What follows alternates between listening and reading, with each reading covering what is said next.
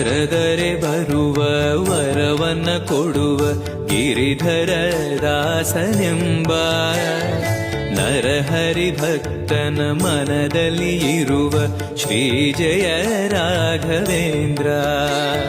ಕರೆದರೆ ಬರುವ ವರವನ್ನ ಕೊಡುವ ಗಿರಿಧರ ದಾಸನೆಂಬ ನರಹರಿ ಭಕ್ತನ ಮನದಲ್ಲಿ ಇರುವ ಶ್ರೀ ಜಯ ರಾಘವೇಂದ್ರ.